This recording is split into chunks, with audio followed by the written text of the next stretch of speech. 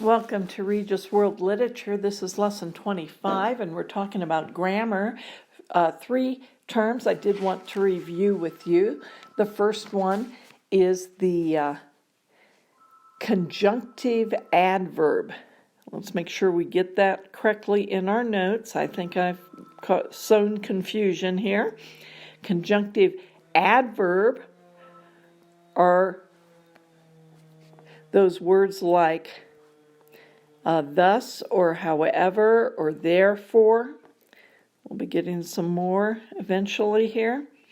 And they are used with a semicolon, the conjunctive adverb, comma.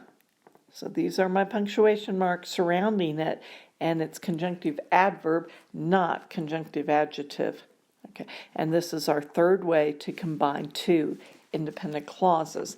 Now the next thing is when we were looking at those 2 adjectives together, like the blue baseball cap, for instance.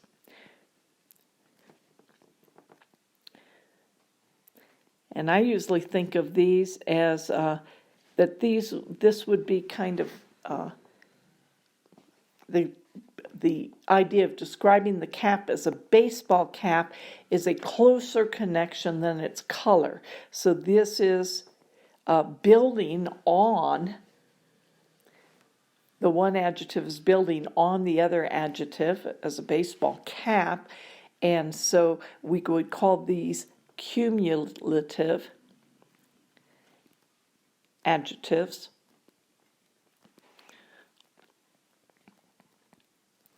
And there is no comma.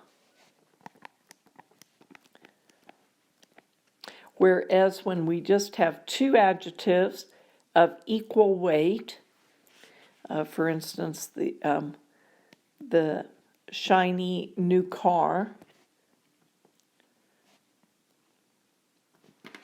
I think I would consider those of equal weight. The shiny blue car, either way. I guess you could say shiny. It's shiny because it's new, so who knows how they're going to look at that. But I would be inclined to put a comma between those, saying the car is shiny and the car is new. 2 independent adjectives, and so we call these coordinate adjectives. And again, we would use the comma. So just a little bit of review there. Now we want to move into a new idea now.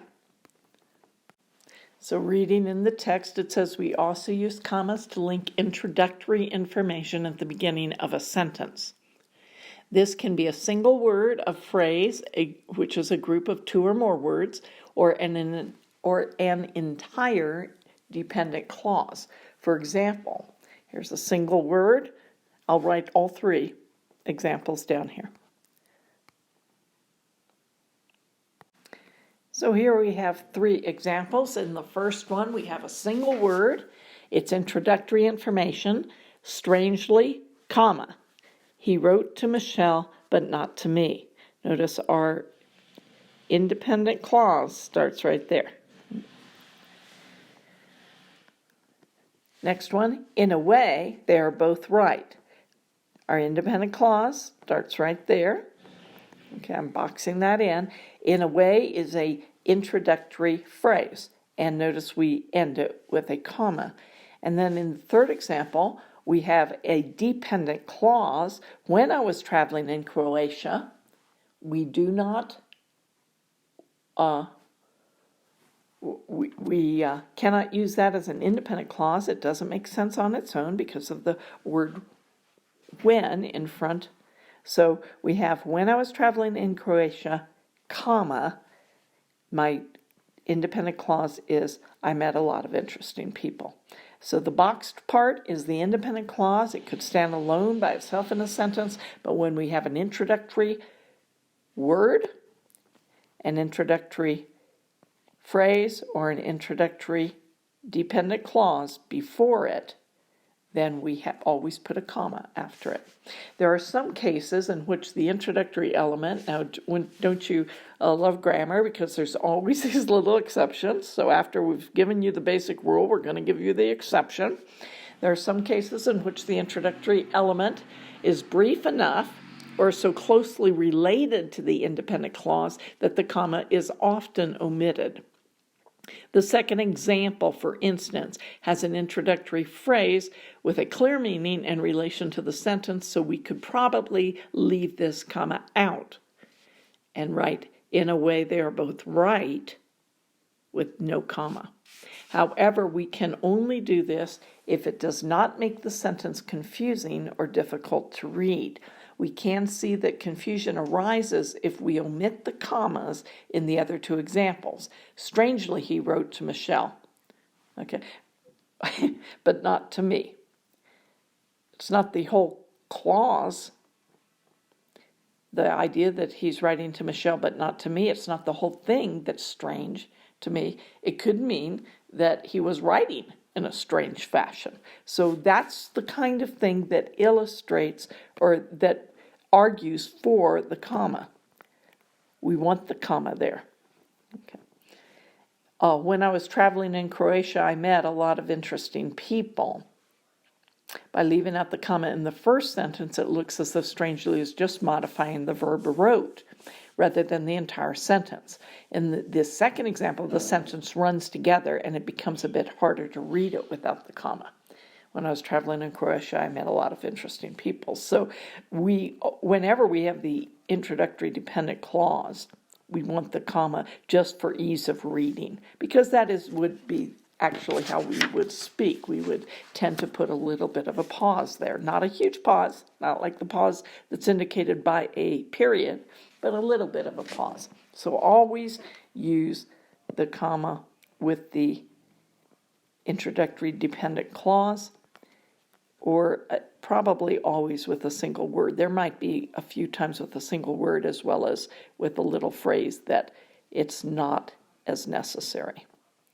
So you have some choice.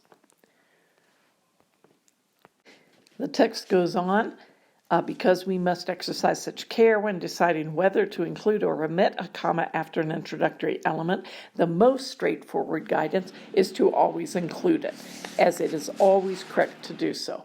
Okay, so occasionally when sentences are very small, when the phrase is very connected and we're not going to doubt how it's going to be read, we can omit it, but rule of thumb is include. I'll continue on with one more rule today, and this second rule will be with afterthoughts and closing commas. Much in the same way that we place a comma after an introductory element, we usually use a comma before a final or closing thought at the end of a sentence. For example, I never said that I would have the project finished by that date, comma, just to be clear. I find such behavior appalling, frankly. We would put the comma before frankly. I would like to have a bit more, please. We put the comma before please. And she works for a financial firm, but she is a remarkably accomplished theater director too. And we put the comma before too, which is interesting to me because I would not always think to do that. All right, so let me go ahead and write that down. Okay, again, this second rule that we're talking about today. Now let's be clear. This is our 1, 2, 3, 4. This is our fifth rule. Our first rule was joining independent clauses, then joining items in a list, then joining coordinate adjectives, then joining cumulative adjectives, and then introductory information. That was number 5. This is number 6, afterthoughts and closing commas. Gave you 4 examples, whatever the phrase is before. If I want to add just to be clear at the end. And, speech sometimes guides you because you would have put a little pause there. and I would read it. I never said that I would have the project finished by that date, just to be clear. See how we would pause? So there would definitely be a comma there. The next one, I find such behavior appalling, frankly. Little pause there. I would like to have a bit more, please. Little pause there. She works for a financial firm, but she is a remarkably accomplished theater director, too. So this is the interesting one to me, because I'm not sure I would have put the comma there. So we're going to go with the rule always. I see where they're going with that. I do tend to put a little pause, which is what a comma represents. So we will go with the rule before a to, like that, unless I read something different that tells me this last one is optional later on. All right? Because they are claiming to be our definitive book, and we're going with it. So I'm adjusting my expectations a little bit too. However, sometimes when we have choices, I am making comments with you on what I would tend to do or not to do. All right? So we will go with it in front of the ending or the closing to, T-O-O. And that's all we'll take for new information today. Make sure you write those notes down so they get in your notebook so you can study them easier, and then definitely study them before the quiz.